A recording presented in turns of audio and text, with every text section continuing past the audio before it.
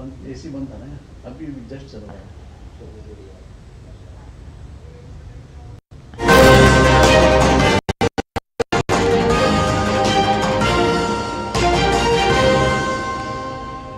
आदाब नाज़रीन, उर्दू खबरों में आप सभी का खैर मकदम है। नजर डालते हैं इस वक्त की अहम सुर्खियों पर।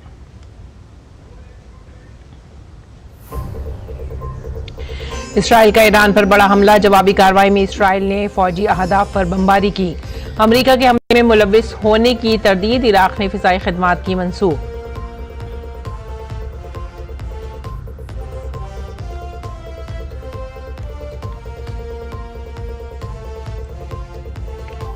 अक़वाम मुत्तहिदा में भारत ने मसला कश्मीर पर पाकिस्तान को बनाया हदफ तनकीद।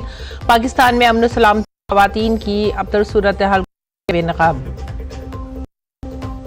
महाराष्ट्र में इंतखाबी सरगर्मियां तेज, MVA में अब 18 सीटों पर फैसला बाकी। एस कांग्रेस के दरमियान 20 सीटों पर इख्तलाफात जारी। दिल्ली के अवाम बढ़ती फिजाई आलूदगी से हैं परेशान। हवा के मेयार की सतह हुनूस खराब जुमरे में, बुजुर्ग और हामिला खवातीन को मोहतात रहने की है जरूरत।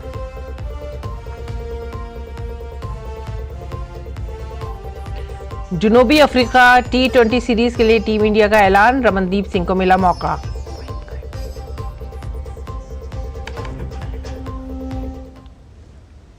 और अब जानते हैं खबरों की तफसीलात। सबसे बड़ी खबर, इसराइल ने ईरान पर हमला किया है। इसराइल ने तेहरान समेत कई शहरों में ईरानी फौजी ठिकानों पर बमबारी की है। इसराइली डिफेंस फोर्स IDF ने खुद इस बात की तस्दीक की है। IDF ने ईरान में फौजी अहदाफ पर हमले के बारे में आगाह किया। ईरान की जानिब से इसराइल पर हमलों के जवाब में इसराइल ने ईरान के फौजी अहदाफ पर हमला किया। अपने ऑफिशियल ट्विटर हैंडल में इसराइली फौज ने एक वीडियो के जरिए कहा, दुनिया के हर खुद मुख्तार मुल्क की तरह इसराइल को भी अपने मफादात के तहफ़्फ़ुज़ और मुनासिब जवाब देने का हक है। In response to months of continuous attacks from the regime in Iran against the state of Israel, right now, the Israel Defense Forces is conducting precise strikes on military targets in Iran. The regime in Iran and its proxies in the region have been relentlessly attacking Israel since October 7th on 7 fronts, including direct attacks from Iranian soil. Like every other sovereign country in the world, the State of Israel has the right and the duty to respond. Our defensive and offensive capabilities are fully mobilized. We will do whatever necessary to defend the State of Israel and the people of Israel. और Israel के दिफाई फौज ने अपने social media platform X पर हमले की command करने वाले अपने फौजी अफसरान के बारे में मालूमात दी हैं। IDF ने लिखा, chief of general staff LTG हजरी हेलवी इसराइली फ़िज़ाइया के commanding officer major general Tomer Bar के साथ कैंप रॉबिन में इसराइली फ़िज़ाइया के ज़ेर ज़मीन कमांड सेंटर से ईरान पर हमले की कमांड कर रही हैं। ईरानी फ़िज़ाइया ने इसराइल की जानिब से तेहरान में फौजी अहदाफ को निशाना बनाने वाले मुतादिद मिसाइलों को तबाह करने का दावा किया है। ईरानी फ़िज़ाइया ने X पर लिखा, हमारे फ़िज़ाई दिफाई यूनिटों ने मगरबी और जुनूब मगरबी तेहरान में फौजी अहदाफ पर इसराइली हुकूमत की जानिब से दागे गए मुतादिद मिसाइलों को कामयाबी से नाकाम बना दिया है।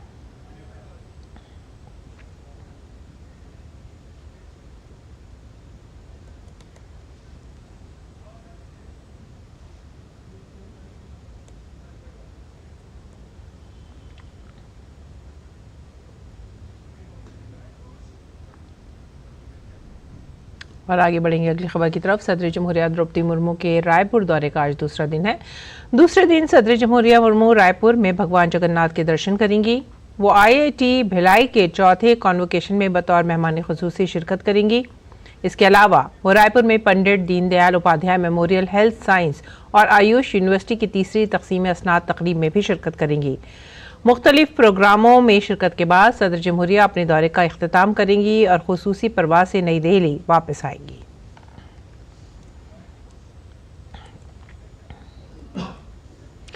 महाराष्ट्र के असेंबली इंतखाबात में 1 माह से भी कम वक्त बाकी है, लेकिन महाविकास अघाड़ी में सीटों की तकसीम पर तनाज़ा जारी है। सीटों की तकसीम पर ना तो कांग्रेस झुकने को तैयार है और ना ही शिवसेना। सीटों पर समझौता करने को तैयार है। इस दौरान कांग्रेस के साबिक सदर और रुकन पार्लियामेंट राहुल गांधी महाराष्ट्र में सीटों की तकसीम को लेकर महाराष्ट्र की रियासती क़यादत से नाराज हैं। दरअसल कांग्रेस पार्टी की मरकजी इलेक्शन कमेटी की मीटिंग में एक बार फिर से उम्मीदवारों के नामों पर बहस हुई है। अगरचे मीटिंग के बाद उम्मीदवारों के नामों की फहरिस्त जारी नहीं की गई, लेकिन मीटिंग में कांग्रेस की मरकजी क़यादत और रियासती क़यादत के दरमियान गर्मागर्म बहस हुई। राहुल गांधी ने रियासती क़यादत पर कांग्रेस की सीटें इत्तेहादियों को देने का इल्जाम लगाया। जराये की अगर माने तो महाराष्ट्र की कांग्रेस इलेक्शन कमेटी की मीटिंग में राहुल गांधी ने सीनियर लीडर बाला साहब थोराट पर नाराजगी जाहिर की। राहुल गांधी ने कहा कि थोराट ने मुंबई और विदर्भ में कई सीटें इत्तेहादियों को दी हैं, जिनमें दर्जे फहरिस्त जात और पसमानदा तबके की नशिस्तें भी शामिल हैं। रमेश चंथेला और नाना पटोले को भी राहुल गांधी की नाराजगी का सामना करना पड़ा, जो अपने पसंदीदा उम्मीदवारों की बात कर रहे थे। इससे पहले प्रेस कॉन्फ्रेंस में कांग्रेस, उद्धव और शरद पवार की पार्टी ने 85 सीटों पर इलेक्शन लड़ने का फैसला किया और ये भी कहा कि बाकिया 33 सीटों पर जल्द ही फैसला कर लिया जाएगा। लेकिन 33 सीटों को लेकर अब भी मखमसा है। यहां कांग्रेस और एसपी के दरमियान रस्साकशी बढ़ रही है। समाजवादी पार्टी भी मुंबई में 5 सीटों का मुतालबा कर रही है। एसपी महाराष्ट्र यूनिट के सदर अबू आजमी ने एमवीए को धमकी दी है कि अगर उसे 5 सीटें नहीं मिली तो एसपी 25 सीटों पर अपने उम्मीदवार उतारेगी।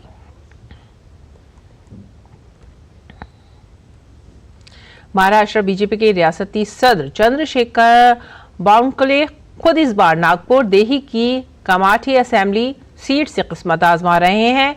वो न सिर्फ अपनी जीत के लिए पुरएतमाद हैं, बल्कि लाडली बहनी, किसानी, बिजली माफी जैसे तरक्याती स्कीमों की वजह से एक बार फिर महायुति की जीत का दावा भी कर रहे हैं। हमारे नुमाइंदे चंद्रशेखर ने उनसे बातचीत की। सबकी निगाहें तो आपकी तरफ हैं कि सीटों का बंटवारा किस तरीके से हो रहा है, तो अभी तक कहाँ समन्वय पहुंचा है आपका सीटों को लेकर? नहीं, देखिए 288 सीटों में 277 सीटों पर हमारी बातचीत पूरी हो चुकी है। बहुत ही अच्छे तरीके से कोई विवाद न होते हुए हमारे तीनों नेताओं ने, केंद्रीय नेताओं ने इसको निर्णय किया है और ये बहुत अच्छा सिग्नल है। पिछली बार सबसे बड़ी पार्टी के रूप में आप लोग उभर के आए थे, इस बार आपके पास एंटी इनकम्बेंसी का भी फैक्टर हो सकता है? महाराष्ट्र की सरकार ने, देवेंद्र जी मुख्यमंत्री थे वो समय काम किया है। अभी 2.5 साल में एकनाथ शिंदे सरकार काम कर रही है। हमारी सरकार डबल इंजन सरकार काम कर रही है और हम जनता को हमारे विकास काम पे वोट मांगने वाले हैं। तो हमारी 2.5 करोड़ लाडली बहना है, 42 लाख किसानों का बिजली बिल माफ किया है, 1 रुपया में क्रॉप इंश्योरेंस मिलता है हमारे महाराष्ट्र में। तो ये जो है 48 योजना को लेकर हम महाराष्ट्र में काम कर रहे हैं, मोदी सरकार और महाराष्ट्र की सरकार की। जब हमें 48 योजना के माध्यम से व्यक्तिगत रूप से हम सबको साथ में ले रहे हैं, आदिवासी समाज हो, मागासवर्गीय समाज हो, और हमने कॉन्फिडेंस दिया है हमारे शेड्यूल ट्राइब, शेड्यूल कास्ट और ओबीसी वर्ग, मागास वर्ग को कि मोदी जी हमारे साथ मजबूती से खड़े हैं। जब तक भारतीय जनता पार्टी देश में है, हमारी सरकार है, तब तक आरक्षण को कोई धक्का नहीं लगाएगी, आरक्षण को कोई डैमेज नहीं करेगी। ये हमारे पार्टी का और हमारे मोदी जी का संकल्प है।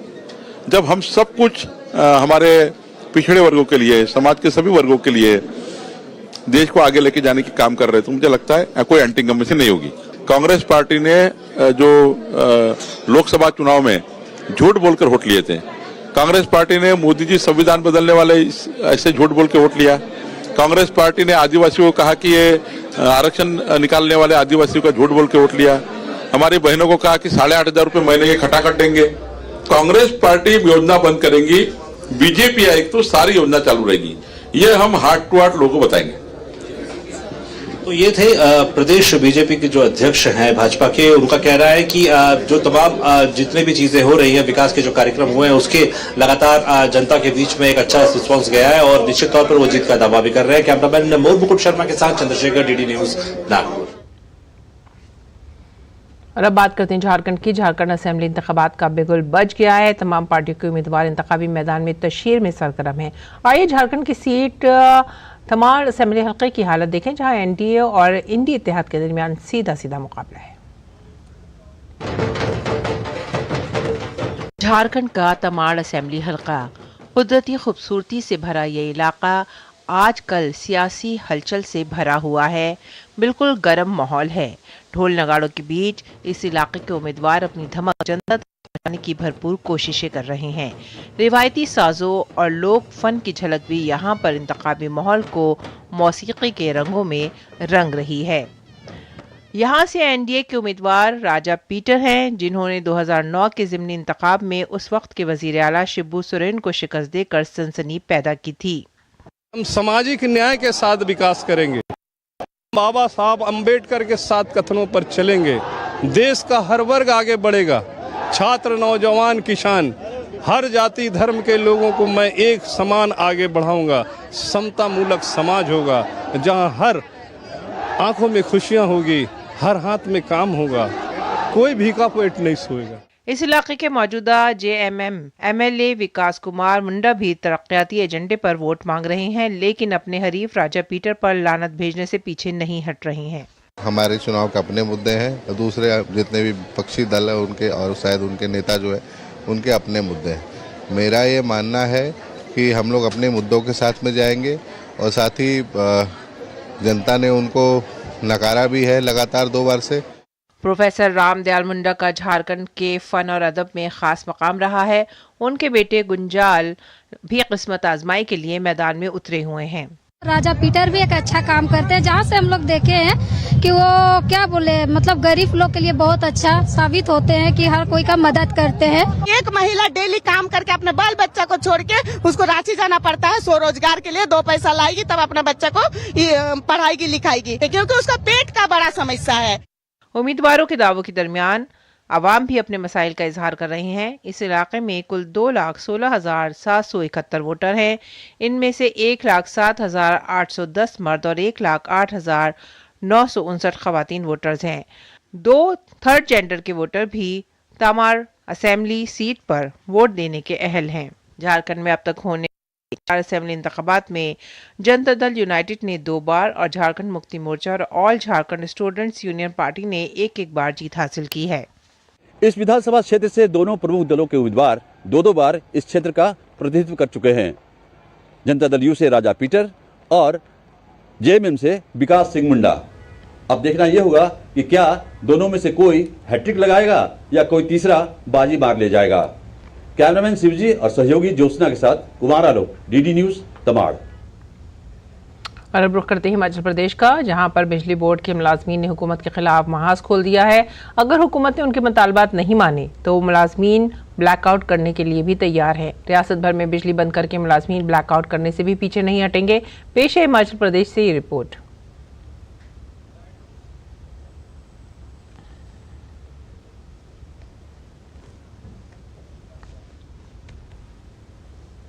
और हालिया दिनों में दिल्ली एनसीआर समेत कई रियासतों में आलूदगी के बढ़ते हुए मामलात को देखते हुए मरकजी वजारत सेहत ने तमाम रियासतों और मरकज के ज़ेर इंतज़ाम इलाकों को ख़त लिखा है। मरकज ने रियासत से कहा है कि वो अस्पतालों में तैयारियां रखें। सांस के मसाइल में मुब्तला अफराद, बूढ़ों, बच्चों और हामिला खवातीन को खुसूसी एहतियाती तदाबीर इख्तियार करने का मशवरा भी दिया गया है। अगर ज़रूरी ना हो तो सुबह शाम चहलकदमी से भी गुरेज करें और खिड़कियां खोलने से भी गुरेज करने का मशवरा दिया गया है। आने वाले दिनों में आलूदगी का मसला बढ़ेगा, इसीलिए एहतियात का मशवरा दिया गया है। तो ऐसे व्यक्ति जिनको सांस की प्रॉब्लम पहले से है, बड़े बुजुर्ग लोग, बच्चे छोटे, एथलीट्स एंड प्रेग्नेंट लेडीज, ये ऐसे एज ग्रुप्स हैं जो कि सांस की प्रॉब्लम के लिए वल्नरेबल होते हैं। तो उनको प्रिकॉशन ज़्यादा लेने की ज़रूरत है कि सुबह और शाम जब हमारे पोल्यूशन लेवल ज़्यादा होते हैं तब घर से बाहर ना निकलें या एक्सरसाइज ट्रेनर्स ना करें।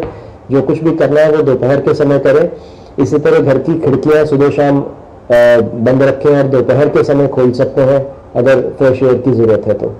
यही एडवाइजरी इशू करी है। बाकी राज्यों को ये भी कहा गया है कि अपनी हॉस्पिटल फैसिलिटीज को देखें कि वो इक्विप्ड है हैंडल करने के लिए ऐसी प्रॉब्लम्स को जो बढ़ेंगी आगे आने वाले महीनों में। Central drug standard control organisation ने सितंबर के महीने के लिए अद्वियात की जांच की फहरिस्त जारी कर दी है। सितंबर के महीने में 49 अद्वियात म्यार पर पूरी नहीं उतरी। 49 अद्वियात की खेप के नमूने म्यार पर पूरा नहीं उतरने की वजह से मार्केट से उन्हें हटा दिया गया है। ताहम इसका मतलब ये नहीं है कि दवाएं खतरनाक हैं। इसके अलावा सितंबर के महीने में 4 नकली अद्वियात भी जब्त की गई हैं। CDSC और हर माह 3000 अद्वियात के नमूने की जाँच करता है और नाकस म्यार के अद्वियात की फहरिस्त जारी करता है। CDSCO की सख्त निगरानी ने कम मौसर अद्वियात के इस्तेमाल की शरह को कम कर दिया है। तो हमारे जो टेस्टिंग के पैरामीटर्स होते हैं किसी भी ड्रग के एफिकेसी के, उसमें कई पैरामीटर्स होते हैं। तो किसी एक दो पैरामीटर में अगर फेल हो जाता है तो हम उसको बोलते हैं इसकी क्वालिटी स्टैंडर्ड नहीं है। तो 49 ड्रग्स जो है वो लिस्ट है जिसमें किसी न किसी क्वालिटी पैरामीटर में वो फेल हो गया है। अब उसके बाद जो 4 ड्रग्स हैं जिसको हमने स्पूरियस के लिस्ट में डाला है, वो ड्रग्स हैं जो किसी दूसरी बड़ी कंपनी की दवा उसके नाम से किसी दूसरी कंपनी ने बना के मार्केट में डाल दिया। जिसने डाला उसकी वो दवा नहीं है, वो किसी दूसरे के नाम पे चोरी बना के डाल देता है, उसको हम लोग स्पूरियस बोलते हैं। जिस ड्रग की सैम्पलिंग मार्केट से हुई उस ड्रग की एनालिसिस हुई और वो फेल हो गया, तो जिस कंपनी ने बनाया है उस कंपनी की दवा खराब है और वही बैच खराब है। मरकजी कॉमर्स और सनत के वजीर पीयूष गोयल ने नई दिल्ली में जर्मन बिजनेस की 18वीं एशिया पैसिफिक कॉन्फ्रेंस APK का इफ्तिताह किया। उसके बाद वो जर्मन चांसलर रॉबर्ट हबाच के साथ सनत और दाखिली तिजारत के शोबे के फ़रोग़ के लिए मुनक़्क़दा प्रोग्राम में शिरकत के लिए द्वारका के यशु भूमि कन्वेंशन सेंटर पहुंचे। पीयूष गोयल ने कहा कि बैरून मुल्क से सनतकारों को यहाँ आकर भारत की विरासत का तजर्बा करना चाहिए और भारत में सरमायाकारी करनी चाहिए।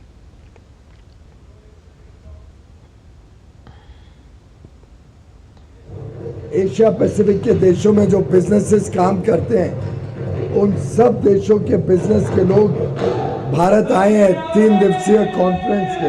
जो हमारे विरासत है, विरासत का भी एक अनुभव मिले और भारत में इंफ्रास्ट्रक्चर किस तरीके से अति आधुनिक प्रधानमंत्री मोदी जी के नेतृत्व में बन रहा है, जो उनके लिए भी अगर वो भारत में निवेश करे, अगर वो भारत में नई फैक्ट्रियां लगा के रोजगार के अवसर दे, उनको अति आधुनिक आधारभूत सुविधाएं इंफ्रास्ट्रक्चर मिलेगा, इसका एक स्वाद देने के लिए आज उन्हें यहाँ आमंत्रित किया है।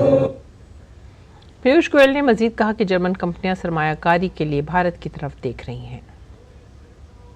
जर्मनी की कंपनियां बड़े पैमाने पे अब भारत की तरफ देख रही है। मैं सीमेंस के जो CEO है रोलैंड बुश, उनसे जब चर्चा कर रहा था और उनकी कंपनी भी 100 से अधिक वर्षों से भारत में है, तो वो बता रहे थे कि अब भारत में आके निवेश करना, भारत में चीज़ों को बनाना या सेवाओं को भारत से ग्लोबल कैपेबिलिटी सेंटर्स के माध्यम से विकसित देशों में लेके जाने में उनको अति उत्साह है और बड़े पैमाने पे जर्मन कंपनियां भारत में निवेश भी करना चाहती है। नौकरियों के, रोजगार के नए अवसर हमारे युवा युवतियों को प्रदान करेंगी। और मरकजी वजीर पीयूष गोयल जर्मनी के वाइस चांसलर रॉबर्ट हबाच के साथ सनत और अंदरूनी तिजारत के फ़रोग़ के महकमे की तरफ से मुनक़्क़दा तक़रीब में शिरकत के लिए दिल्ली मेट्रो के जरिए द्वारका में यशु भूमि कन्वेंशन सेंटर पहुंचे। पीयूष गोयल ने कहा कि जर्मनी के वज़रा और नुमाइंदे भारत की मेट्रो सहूलत को देखकर हैरान रह गए। मंत्री जी हमारे साथ मेट्रो में आए, उनके पूरे डेलीगेशन को हैरानी हुई। भारत की मेट्रो की पूरी व्यवस्थाएं, रेलवे स्टेशन, मेट्रो स्टेशन, जो कोचेस थे, जो साउंड प्रूफ जर्नी था और जो तेज गति से हम यहाँ पहुंचे, सब देख के वो हैरान थे। त्यौहार के मौसम में अगर आप ट्रेन में सफ़र के दौरान खाने से लुत्फ़अंदोज़ नहीं हो पाते हैं तो मायूस होने की ज़रूरत नहीं है। ये खुसूसी तौर पर डिज़ाइन किया गया रेल कोच रेस्टोरेंट आपको बग़ैर सफ़र किए ट्रेन में खाने का एहसास दिलाएगा। जी हाँ, दिल्ली के चाणक्यपुरी में रेल कोच रेस्टोरेंट खुल गया है जो रेलवे के एक डिब्बे में काम करेगा। हमारे नुमाइंदे राजेश राज की ये खास रिपोर्ट।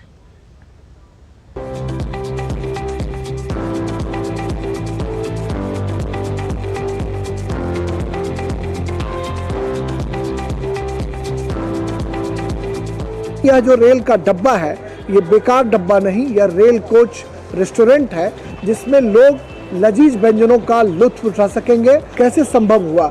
अमूमन देखा जाता है कि रेल की जो डब्बे हैं जो बर्बाद हो जाते हैं वो कबाड़ी खाने में चले जाते हैं, लेकिन एक हम कह सकते हैं कि नया प्रयोग है कि रेलवे के सहयोग से आपने इसको पुनर्जीवित किया है। कोच और ये जगह सब हमें रेलवे के द्वारा ही उपलब्ध कराया गया है और इसका अंदर का जो भी इंटीरियर और ये एक्सटीरियर मुश्किल होगा कि अभी हम एक ऐसे रेल के डब्बे में मौजूद हैं, जो अब रेल कोच रेस्टोरेंट बन चुका है। पिज़्ज़ा है, पनीर टिक्का है, दाल मखनी है, ये सब जो तमाम चीज़ें आपने यहाँ पर परोसी हैं, इसके अलावा और क्या क्या परोसेंगे आप? सर, रेस्टोरेंट के अंदर जैसे जो सबसे ज़्यादा जितनी पॉपुलर आइटम्स हैं जो आजकल दिल्ली में यूज़ को सबसे ज़्यादा पसंद आती है, हमने कोशिश की है वो सारा मेन्यू कवर अप करने की। जैसे आपको काठी रोल्स दिल्ली के बहुत मशहूर हैं, तो हमने काठी रोल मेन्यू में डाला है। हमने थिन क्रस्ट पिज़्ज़ा मेन्यू में डाले हैं, क्योंकि थिन क्रस्ट पिज़्ज़ा जो है आजकल ट्रेंड चेंज हो चुका है। आजकल लोग हैवी बेस के जो पिज़्ज़ा सर्व कर रहे हैं, तो जो ओरिजिनेशन जो पिज़्ज़ा की शुरू हुई थी वो थिन क्रस्ट से इटली में शुरू हुई थी, तो वही कॉन्सेप्ट हमने रेल कोच में डाला है। जो टूरिस्ट यहाँ पर आएंगे भोजन करने के लिए, उनके लिए जो रेट होगा वो रेट बाजार से सस्ता होगा या बाजार के भाव पर ही आप उपलब्ध कराएंगे? सर, ये जो है जैसे जो मिडिल क्लास पब्लिक है उसकी पॉकेट को कंसिडर रखते हुए जो मार्केट का जो प्राइसिंग है उसको कंपैरेटिव रख के हमने मेन्यू को डिज़ाइन किया है कि जो एक एवरेज रेट जो फॉर एग्जांपल मार्केट में मिलता है, एक डिश जो मार्केट में मिलती है, हमने उसका कंपैरेटिव रेट डाला है। रेल कोच रेस्टोरेंट का कॉन्सेप्ट अगर सफल होता है तो निश्चित तौर पर भारतीय रेल के लिए आमदनी का एक बहुत बड़ा जरिया बन सकता है। ये प्रयोग अगर सफल होता है तो यह भारतीय रेल के लिए कामधेनु गाय साबित हो सकता है। कैमरामैन ललित के साथ चाणक्यपुरी से मैं राजेश राज, डीडी न्यूज के लिए। और नाज़रीन, अब पेश है दिल्ली से शायर उर्दू अखबारात का मुख्तसर जायजा।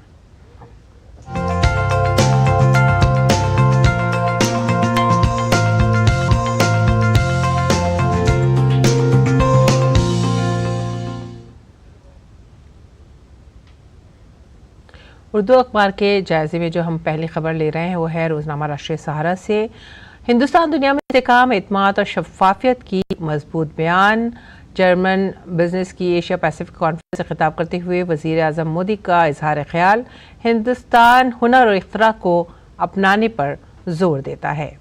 इसके बाद की जो अगली सुर्खी है वो भी है रोज़नामा राष्ट्रीय सहारा से, और ये दाना तूफ़ान से मुतालिक है। दाना तूफ़ान ओडिशा पहुंच चुका है और तूफ़ान से निपटने के लिए हर मुमकिन कोशिश की जा रही है रियासती इंतज़ामिया की तरफ से, और मरकज़ भी इस सिलसिले में पूरी तरह से रियासतों की मदद के लिए तैयार है। आगे बढ़ेंगे अगली सुर्खी की तरफ। मौसमियाती तब्दीली पर मौसर आलमी कार्रवाई और ताउन का वज़ीर ख़जाना का तकाज़ा। मुलाज़मत पैदा करना सबसे ज़्यादा दबाव वाला आलमी मसला बन चुका है, सीतारमन का बयान। उसके बाद की जो सुर्खी है वह सहाफ़त से, ज्ञानवापी मस्जिद तनाज़े में बाकी हिस्सों का ASI सर्वे नहीं होगा।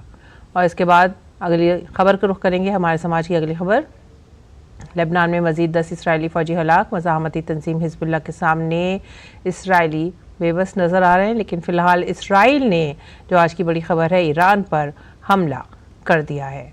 उसके बाद की जो हम सुर्खी ले रहे हैं वो है बाबर सिद्दीकी के फर्जंद की NSP अजीत ग्रुप में शमूलियत। तो ये थे आज के उर्दू अखबारात, उनसे जुड़ी चंद खबरें, और आगे बढ़ेंगे बैनुल-अक़वामी खबरों की तरफ। हर बार मुंह की खाने के बाद भी पाकिस्तान अपनी हरकतों से बाज नहीं आ रहा है। भारत ने अक़वाम मुत्तहिदा की सलामती कौंसिल में मसला कश्मीर को उठाने पर एक बार फिर से पाकिस्तान को तनकीद का निशाना बनाया और कहा कि उसका ये अमल गलत मालूमात फैलाने और इश्ताल अंगेज़ी के मुतरादिफ है। भारत ने UNSC की खुली बहस में बदलते हुए माहौल में अमन कायम करने वाली ख़वातीन के मसले पर अपना बयान दिया और मीटिंग बुलाने के लिए स्विट्ज़रलैंड का शुक्रिया अदा किया। दरअसल अक़वाम मुत्तहिदा की सलामती कौंसिल में हुई बहस से खिताब करते हुए न्यूयॉर्क में अक़वाम मुत्तहिदा में भारत के मुस्तक़िल नुमाइंदे प्रोदर एनी हरीश ने कहा कि मसला कश्मीर को उठाने पर पाकिस्तान को तनकीद का निशाना बनाते हुए ये काबिल नफरत है, लेकिन इसके बावजूद अंदाज़ा लगा सकते हैं कि एक वफ्द पाकिस्तान ने कितने गलत मामूलात और प्रोपेगेंडा किया और इश्ताल अंगेज़ी पर मबनी अपनी हिकमत अमली का इंतखाब किया। और इसके बाद की जो खबर है वो खेल के मैदान से। सीनियर सिलेक्शन कमेटी ने दौरे जनूबी अफ्रीका और बॉर्डर गावस्कर ट्रॉफी के लिए भारतीय टीम का ऐलान कर दिया है। जनूबी अफ्रीका के दौरे पर T20 सीरीज़ खेलने वाली टीम इस तरह है: सूर्य कुमार यादव, कप्तान अभिषेक शर्मा, संजू सैमसन, रिंकू सिंह, तिलक वर्मा, जितेश शर्मा, हार्दिक पांड्या, अक्षर पटेल, रमनदीप सिंह, वरुण चक्रवर्ती, रवि बिश्नोई, अर्शदीप सिंह, विजय कुमार, आविश खान और यश दयाल वगैरह इस टीम में शामिल हैं। बात करते हैं पुणे टेस्ट की। आज पुणे टेस्ट का तीसरा दिन है। न्यूजीलैंड ने जुमे को MCA स्टेडियम में दूसरे टेस्ट के दूसरे दिन भारत को 156 रन पर आउट करके 103 रन की अहम सबकत हासिल की है। न्यूजीलैंड ने अपनी दूसरी इनिंग में 5 विकेट के नुकसान पर 198 रन बनाए हैं। न्यूजीलैंड को अब 301 रन की मजमूई बरतरी हासिल है और उसकी 5 विकेटें अभी बाकी हैं।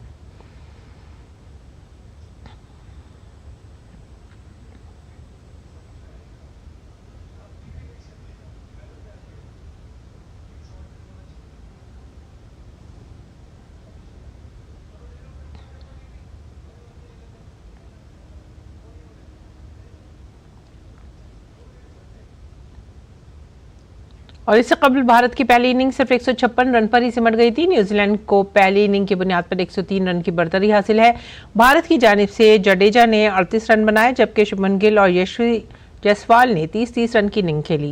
न्यूजीलैंड की जानिब से मिशेल ने 7 विकेटें हासिल की हैं। पेश है अब मौसम का हाल।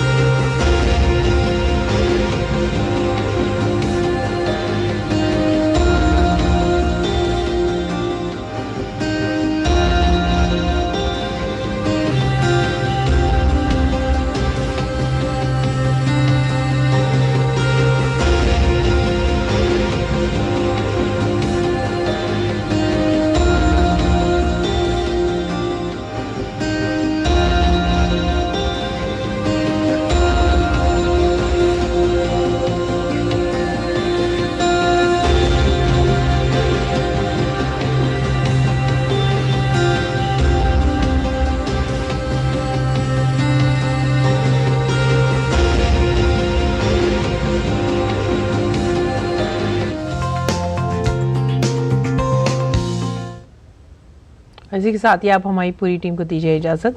आदाब।